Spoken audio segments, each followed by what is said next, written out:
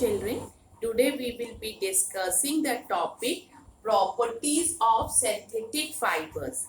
Properties of synthetic fibers. So, what are the properties of the synthetic fibers? Synthetic fibers are stronger than natural fibers. Synthetic fibers, they are stronger than natural fibers. So how can we say that synthetic fibers are stronger than natural fibers? Synthetic fibers are resistant to wear and tear. That is why they have a long life. Why do they have a long life? Because they are resistant to wear and tear. The strength of a material shows when it is pulled. The greater the strength of a fiber, the greater is the load its yarn can bear. What is it, children? When the greater the strength of a fiber, the greater is the load its yarn can bear.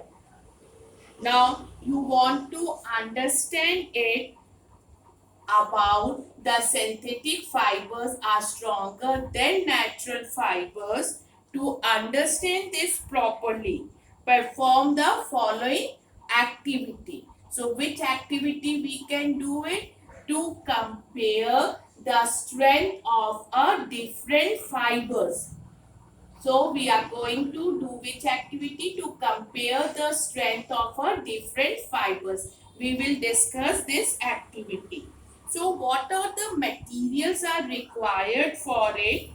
A weight box with different weights, 1 to 100 gram. Iron stand, you can see this, children, this one. Iron stand, weight, this is a thread.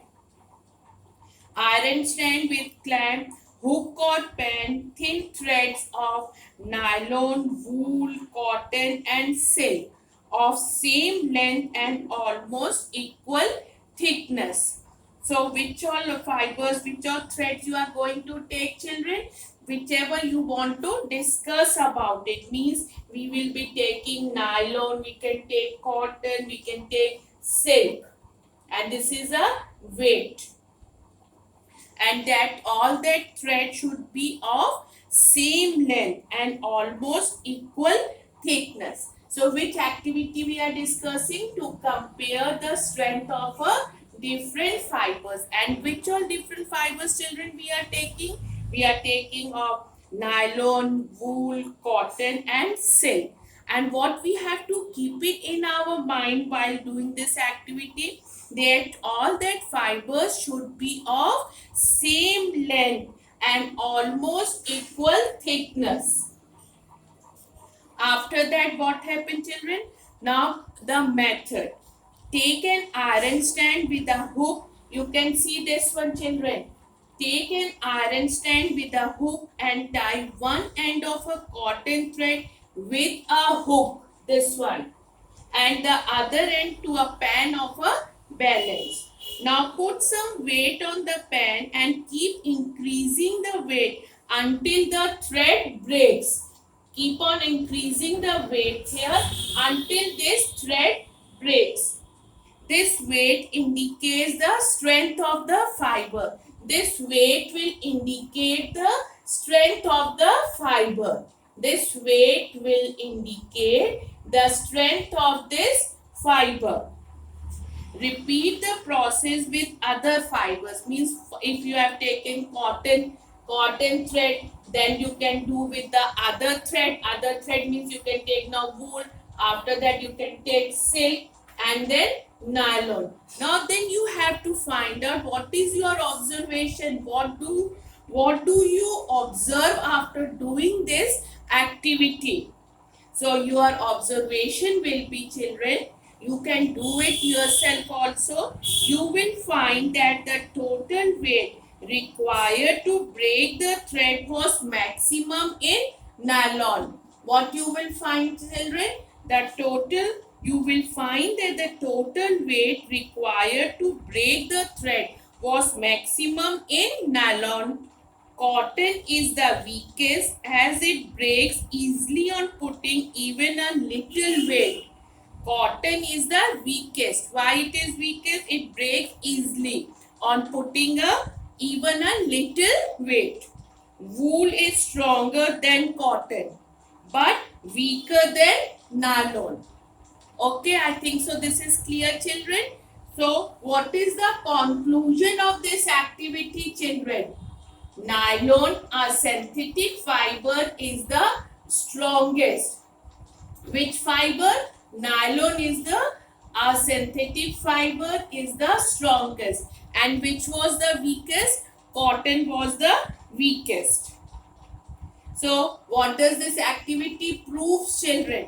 This activity proves that nylon or synthetic fiber is the strongest. Now, the second property of the synthetic fiber, synthetic fibers absorb less water and hence dry quickly. Synthetic fibers absorb less water and hence dry quickly.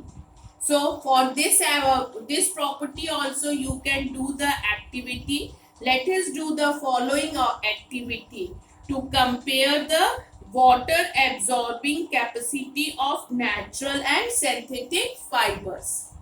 To compare the water absorbing capacity of fabrics made from natural and synthetic fibers. So what all you will do, children? This is the aim. Now what all material is required for it?